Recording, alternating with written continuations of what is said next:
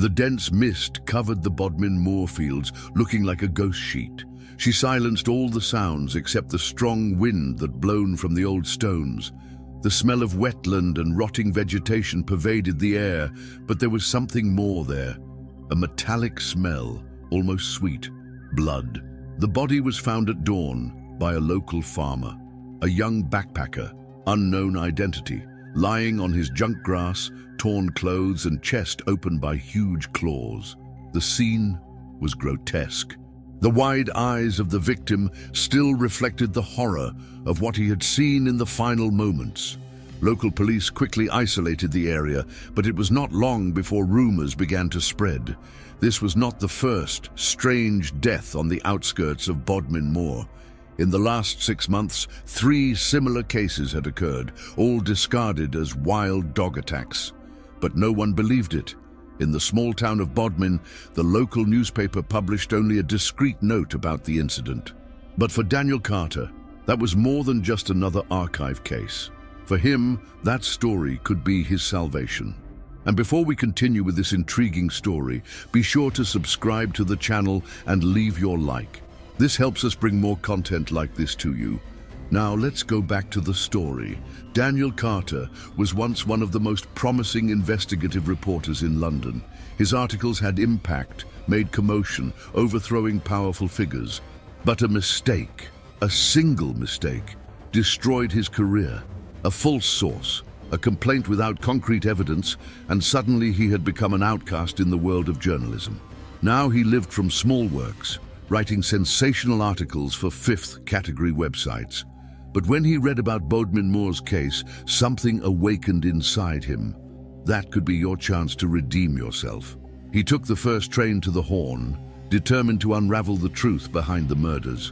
But when he arrived in the city, he realized that the local population was not at all receptive to curious outsiders. At the King's Arms, the only bar opened that cold night, Daniel tried to talk to the residents, but whenever he mentioned the attacks, his eyes turned off, the smiles were gone, and the conversations became monosyllabic. "This is not a matter for tourists, my dear," said the bar owner, a severe man named Tommy Hawkins. "I'm a journalist," Daniel replied, pushing his card over the counter. "I want to understand what is happening here." Hawkins looked at the card and laughed with contempt. "Journalist? So right there. Nothing wrong happens in Bodmin Moor. And the attacks? The claws in the bodies." The bartender served a dose of whiskey and pushed the glass to Daniel. "Listen to my advice, boy. Take this train back to London while you can." But Daniel was not the kind that gave up easily. He realized that the elders avoided talking about it, but some young people, especially local hunters, exchanged nervous looks whenever the theme arose. This is how he met Margaret Wells. Margaret was a farmer, owner of land around Bodmin Moor. Unlike the others, she didn't look at her look when Daniel asked her about the attacks. On the contrary, she seemed anxious to speak. "They want us to believe they are just wild dogs," Margaret said with an intense look. "But I know what I saw." "What did you see?" Daniel asked, feeling his heart accelerate. "Something big, something that should not be here." She said that one night coming home, she saw something moving between the trees, golden eyes shining in the darkness, a deep roar that made your skin shiver. "It wasn't a wolf, not a dog," Margaret said. "It was something much bigger. Do you think such Bodmin Moor beasts are?" Margaret hesitated for a moment before answering. "It's not just legends. They are real. And they are not here by chance." She promised to show something to Daniel the next night, something that would prove your story. But Margaret never appeared for the meeting. The next morning, Daniel drove to Margaret's farm, but the house was strangely silent. The front door ajar, the wind whistling through the empty corridors. He called for her, but no one answered. Then he noticed the footprints in the mud, too large to belong to any dog. Following the trail to the barn, Daniel found something that made him freeze. Margaret's body, mutilated, thrown on the dirt floor, the same brands as claws, the same wide look of pure terror. And at the bottom of the barn, between the shadows, Daniel saw something move. Two huge, slender, feline silhouettes, bright eyes staring at him in the darkness. He didn't wait to find out anymore. He turned and ran as fast as he could, feeling the presence of those creatures watching every step of his. When he reached his car and started, he swore he heard a deep roar echoing through the valley. He was dealing with something much bigger than he imagined. But now, I couldn't go back. The engine of the car was roared while Daniel drove along the narrow and winding road that took back to the city. His hands shake on the wheel, his mind still trying to sue what he had seen. Those silhouettes, those bright eyes in the dark. Margaret Wells was dead. And not anyway. She had been torn. The same brands as claws, the same brutality. But now Daniel was not just dealing with rumors and rumors. He had seen the creatures. They were real. He needed answers. Daniel spent the night in Clear, reviewing the photos he took in the barn. Although the images were trembled, some clearly showed the claw marks on the walls and body of Margaret. But it was the video that really froze your blood. In the last second of the recording before running to the car, there was something there. An indistinct but large way lurking in the shadows. The problem was that no one would believe him. The next morning he decided to look for someone who was aware of the animals of the region. It was then that he heard about Edgar Burns, a retired hunter who lived around Bodmin Moor. Edgar lived in a distant cabin, surrounded by hunting trophies and rusty traps. A man of few words, with tired eyes and a cigarette always stuck on his lips. When Daniel mentioned Margaret Wells, the old hunter was silent for a long time. "I warned that woman not to get in this," he said finally. "Did you know this was going to happen?" Daniel insisted. "I knew it was a matter of time." Edgar got up, took an old photo album and played on the table. "You're not the first to try to prove that these things exist, boy." Daniel floured the yellowish pages. The photos showed huge footsteps in the mud, torn cattle, trees marked by gigantic claws. But it was a particular image that made him hold his breath. A feline creature, large as a lion, photographed at the top of a hill at dusk. When was this picture taken? In 1985. Daniel frowned. But the first reports of Bodmin beasts are older than that. They say they have been around since the 1970s. Edgar laughed bitterly. "They are not a mistake of nature, boy. They are a man's mistake," Daniel insisted that Edgar explains. The old hunter hesitated, but then caught a small bottle of whiskey and took a sip before continuing. In the 1980s, there was a government laboratory operating around Bodmin Moor. They said it was a biological research center, but there are people who believe they were creating something. Creating what? Edgar stared at him straight into the eyes. Creating weapons. Daniel's heart shot. "Are you saying that these creatures were made in the laboratory?" "I'm saying the government has a history of playing God." "What happened next?" "Well, no one knows for sure. But one day, out of nowhere, the laboratory was closed. The records were deleted. And shortly thereafter, reports began on the beasts. They let out the animals," Daniel whispered, "or they couldn't keep them trapped."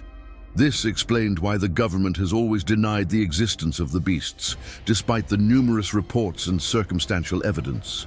If Edgar were right, the British government not only knew their existence, but it could be directly responsible for its creation. "And now you showed up here, poking at where you shouldn't," Edgar continued. "Look around you, boy. People disappearing, bodies being found with brands of claws, the police drowning the cases. Do you think this is coincidence?" Daniel felt a cold in his spine. "I need more evidence." Edgar released a short laugh. "You need a coffin." But Daniel would not give up. He convinced Edgar to take him to one of the places where animals used to be seen. If he got a clear image, something unquestionable, his matter could expose the whole truth. That night, the two men got into the dense forest of Bodmin Moor. The wind blew hard between the twisted trees, and the moon badly illuminated the way. Daniel held a thermal camera, while Edgar kept his old rifle loaded. "Watch out for the sounds," Edgar whispered. If the wind stops blowing, it means they are close. Daniel nodded, trying to keep his breath controlled. For an hour, they walked without incidents, just the sound of crickets and the rustle of dried leaves. But then the wind stopped. Edgar lifted a closed fist, indicating for Daniel to be immovable. An absolute silence dominated the forest, and then came the first noise, a smooth snap, like a branch breaking under a huge weight. Something was there, watching, waiting. Daniel raised the thermal camera and pointed it toward the sound. The screen remained dark for a moment, and then a silhouette appeared. Big, agile, feline. Daniel felt his heart accelerate. But before it could react, a second silhouette came up, then a third. They were not dealing with a single beast. It was at least three. Edgar lifted the shotgun, but before he could shoot, something moved fast like lightning. A deafening roar tore the night. Daniel saw only one dark blur before Edgar was hit by an overwhelming force. The old hunter was thrown to the ground violently, shouting, while something huge moved over him. The blood sneezed in the grass. Daniel ran. He ran like never before in his life. Behind him, the roars echoed, mixed with Edgar's screams. But he didn't dare to look back. He knew that if he looked, he would not survive. He ran until he reached the car and threw himself inside, turning the key with trembling hands. The engine took a second more to get it, a second that looked like an eternity. In the rearview mirror, by a fraction of a second, he saw something emerging from darkness, golden eyes fixed on him, a slim and powerful silhouette ready to jump. The engine roared. The car shot the road. Daniel did not stop until he reached the city. Edgar Burns was dead, and now Daniel Carter knew the truth. Bodmin Moor's beasts were real, and he was the next target. The silence of the dawn looked suffocating as Daniel Carter locked the door of the small hotel room where he was staying. He was shaking. The cold sweat dripped by his forehead, and his breath was short and intertwined. He survived. Narrowly, but survived. Edgar Burns was not so lucky. The scene did not come out of his head. The old hunter being pulled into the shadows, his scream cut in the middle, the repulsive sound of flesh being torn. He knew Edgar was dead, that there would be no more body to find, just tracks of blood and silence. He tried to sleep, failed. Then he called his laptop. The thermal camera images were distorted, but still showed something. He paused one of the frames and increased the contrast. There it was, the outline of a gigantic four-legged creature with well-defined muscles and a skull slightly different from an ordinary feline. The eyes shone in the darkness. If that was not a definitive proof, he didn't know what it would be. Daniel opened an email and attached the files. I was about to send everything to a former colleague of serious journalism, someone who could turn it into a national complaint. But then something interrupted him. Your phone rang. He frowned and took the device. Unknown number. Hello? Silence. He looked at the screen to see if the call had fallen, but it was still active. Who is it? He insisted, now with his heart accelerating. Then a hoarse, low voice whispered on the other side, Stop, now. Daniel felt the spine freeze. Who are you? Get out of Bodmin Moor while still can. Forget this story. Why? What are you hiding? The silence lasted a few seconds.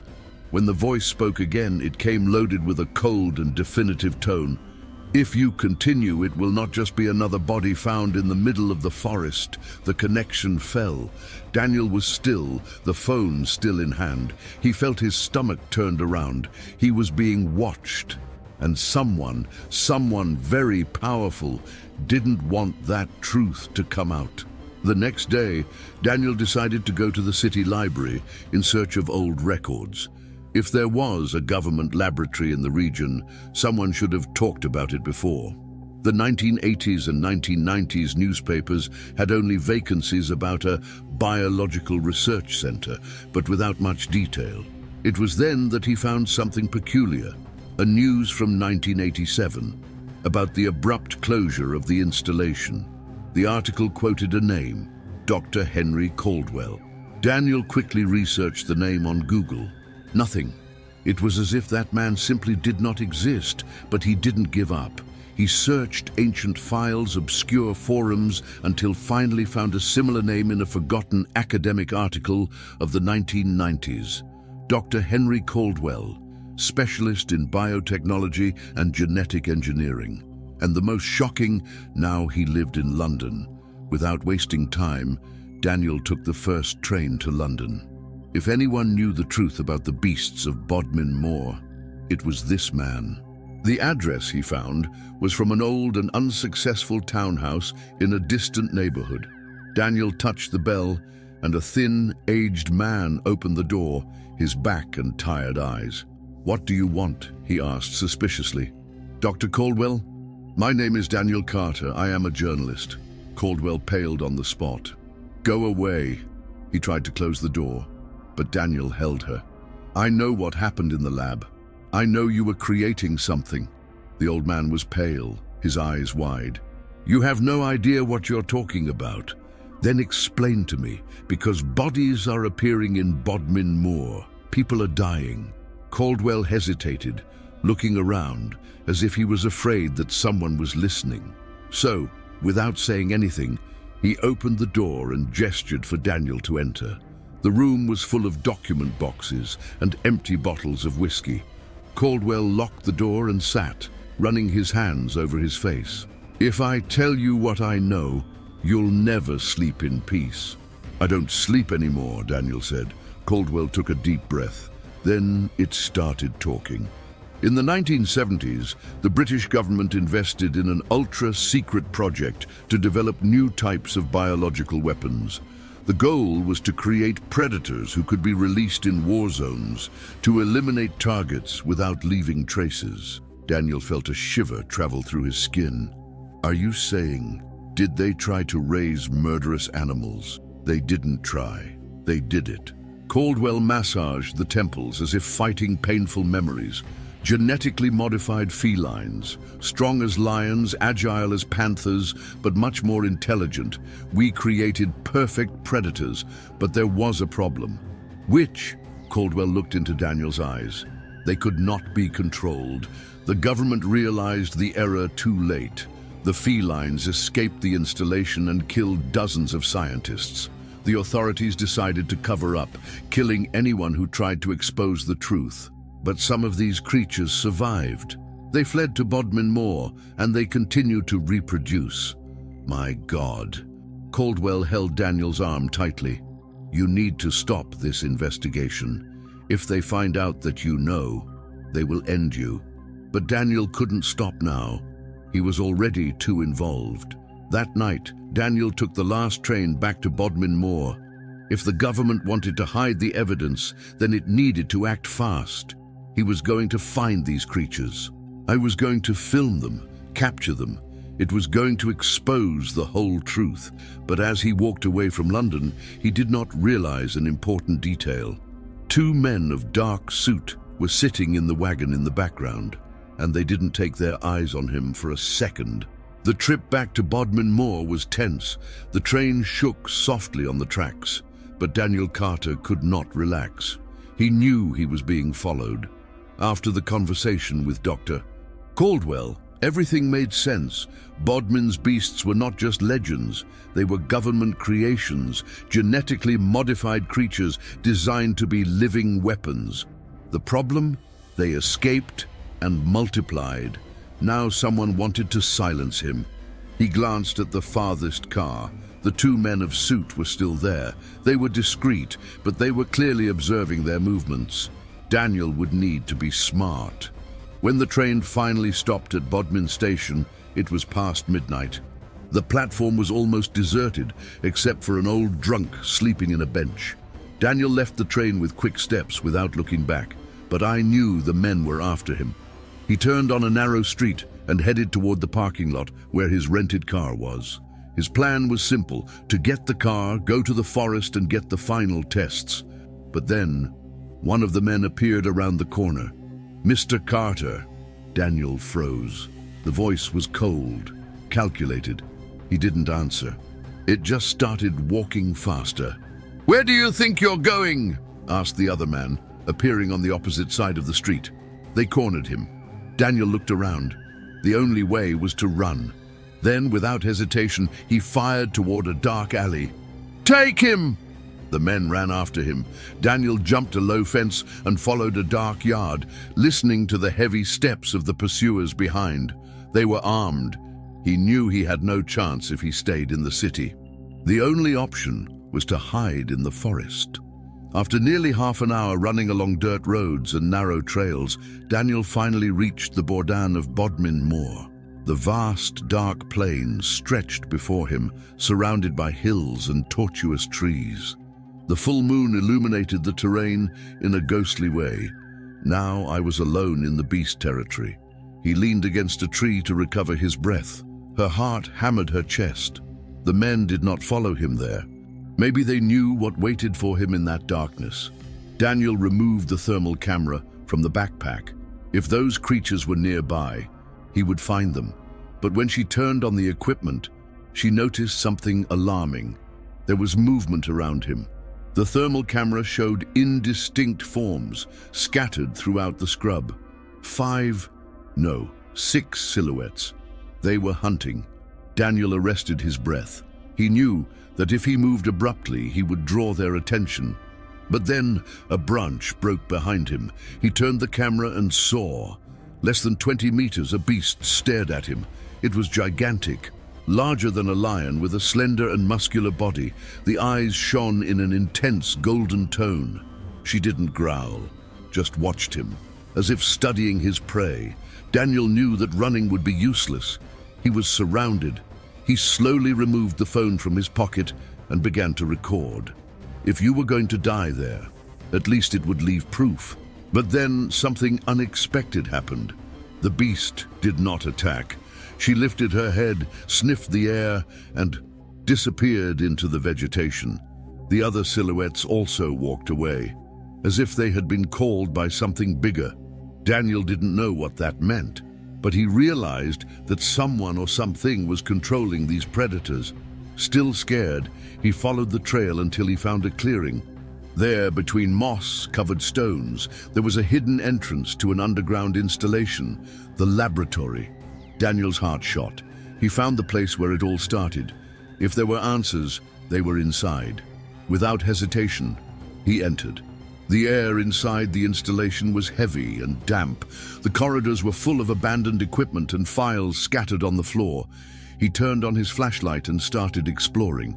Then he found the main room. The walls were covered by old scientific reports, strange skeleton X-rays, and government documents with ultra-scrato stamps. In the center of the room, there was a large cracked glass tank where something huge has probably been arrested. Daniel took some documents and started reading, and what he discovered made his blood freezing. The documents confirmed everything Dr. Caldwell had said. In the 1970s, British scientists created a new hybrid predator, combining DNA of large felines with advanced genetic manipulations. They wanted to create the perfect killer, but there was something even more disturbing. The beasts had increased intelligence.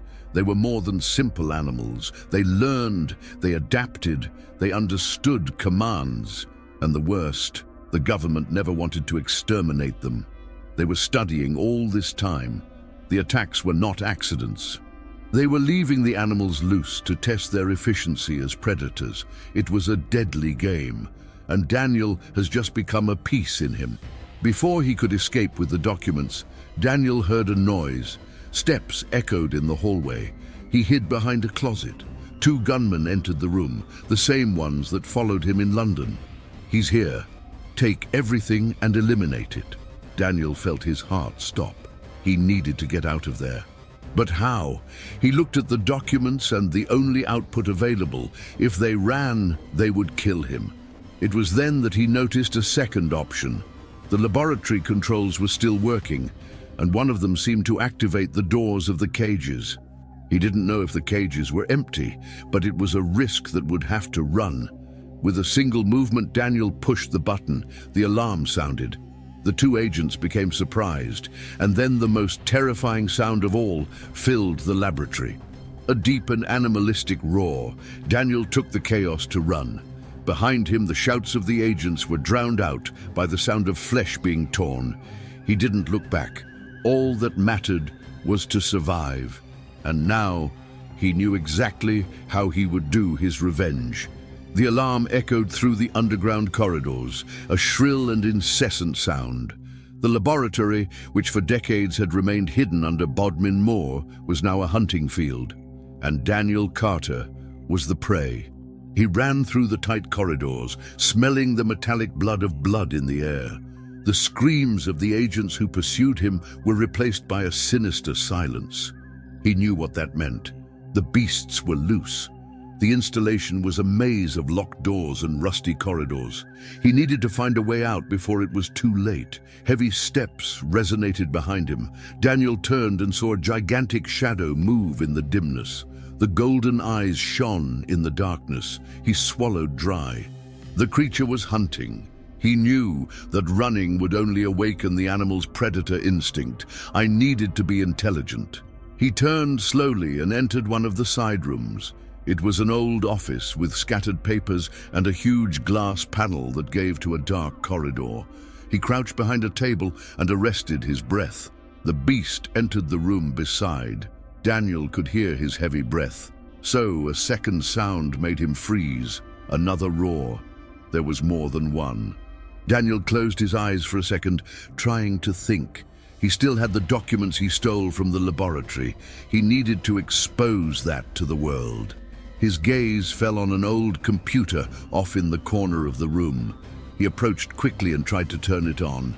The screen blinked. The system was still working. He accessed the internal files and found something that froze his blood. A video. Daniel squeezed the play. The recording was old, from over 20 years. It showed a group of scientists inside a huge cage. In the center, one of the beasts was tied to a metal table. One of the scientists spoke to the camera. "Fierce project, test 29. The specimen demonstrates clear signs of pattern recognition. He understands basic commands and seems to learn quickly from mistakes." Daniel saw the animal struggle against the strings. His eyes were not just wild. There was something else, something intelligent. So one of the scientists shocked the creature. She roared in pain. Daniel felt nausea. Those beasts were not just predators. They were tortured, trained to kill. The government not only created monsters, he turned them into revenge machines. Then the video cut to another stretch, a destroyed laboratory, blood everywhere. The camera fell to the floor and captured a single terrifying moment. One of the beasts looking straight into the lens. But she didn't attack. She simply looked and then disappeared into the darkness. Daniel understood at that moment. These creatures remembered. They knew who created them, who hurt them, and now they were avenging. Daniel heard something behind him. When he turned, his heart stopped. One of the beasts was stopped at the door. The weak light of the monitor illuminated his face. She was different from other felines she saw before. Bigger, more muscular, and his golden eyes had a disturbing intelligence. She knew who he was. Daniel did not move. If you made any wrong movement, it would be torn. The beast took a step ahead, his muscles intended. She was about to attack, but then something has changed. The animal tilted its head, as if watching Daniel in a different way, not as prey, but as an ally. Daniel realized what he needed to do. Slowly, he raised his hands and said, "I know what they did to you." The beast stopped, his eyes fixed on his. "I know the truth, and I'll tell you the world." The animal growled low, as if it understood. Then he turned and disappeared into the hallway. Daniel was stopped for a moment, his heart humming in his chest. The creature let him live. Now he was sure. The beasts were not just monsters. They were waiting for the right moment, and their revenge was just beginning.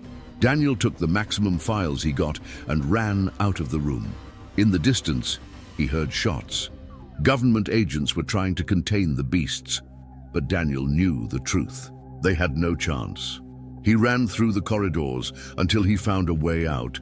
An underground tunnel took it out of the laboratory, opening to the middle of the forest. He was free. Before disappearing in the darkness of the forest, he looked back one last time. At the top of the hill, one of the beasts watched him. His eyes shone in the darkness. Daniel nodded. He understood now. Their revenge was just beginning. The Bodmin Moor forest was the abyss of shadows and wind.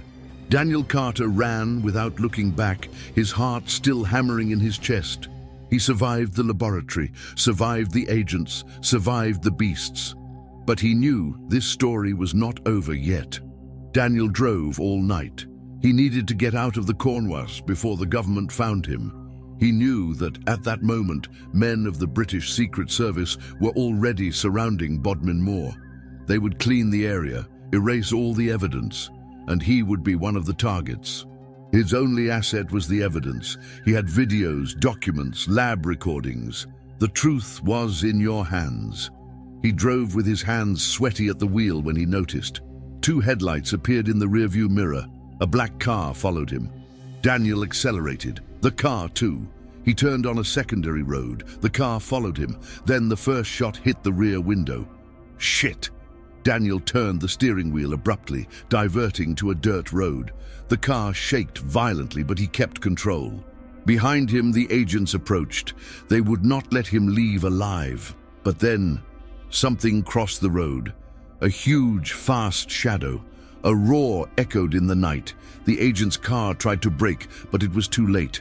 One of the beasts jumped over the hood.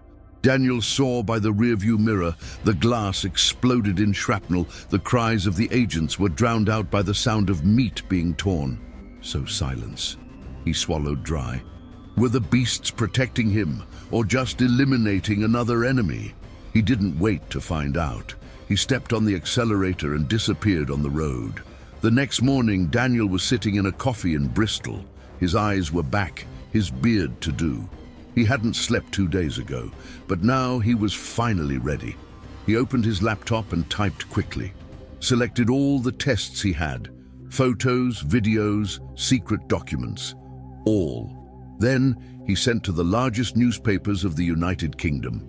BBC, The Guardian, The Times. The truth would come out to the world. He clicked on send and waited. For hours, nothing happened. Then the phone rang. It was a private number. Daniel answered with his heart accelerated. "Do you think you won?" The voice on the other side was cold. "I know I won," Daniel replied.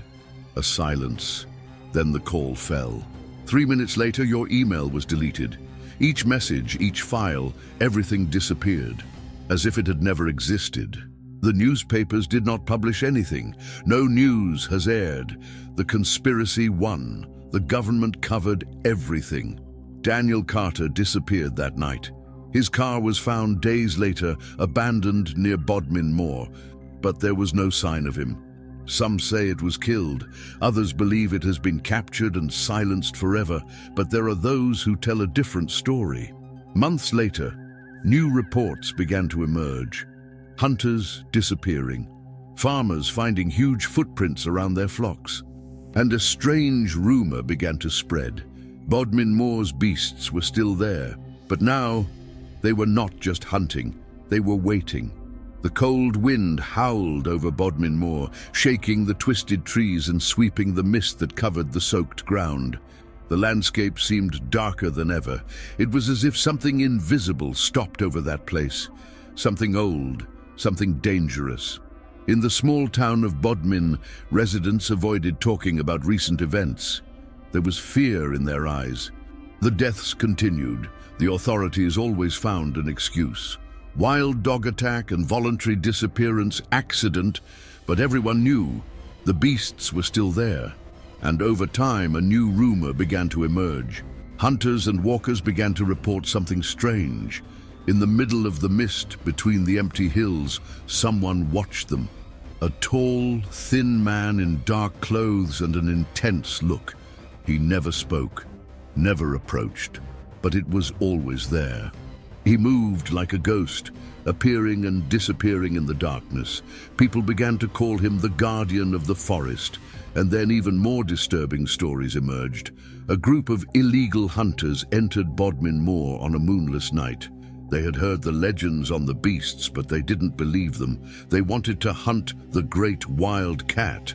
They have never been seen again. Days later, their bodies were found, or what's left of them. This time, however, it was not just brands of claws that the police found. There was something different in the bodies. The cuts were accurate, surgical, as if someone, not something, had participated in the massacre. It was no longer just a game between predators and prey. Now, there was a hunter among them. Months later, a team of documentary artists decided to investigate Bodmin Moor. They wanted to unravel the truth behind the legends. One night, while filming in the forest, they captured something in the thermal cameras. First, the golden eyes. The beasts were there, silent, hidden in the darkness. But then, they saw another figure. A man stopped at the top of a hill, watching.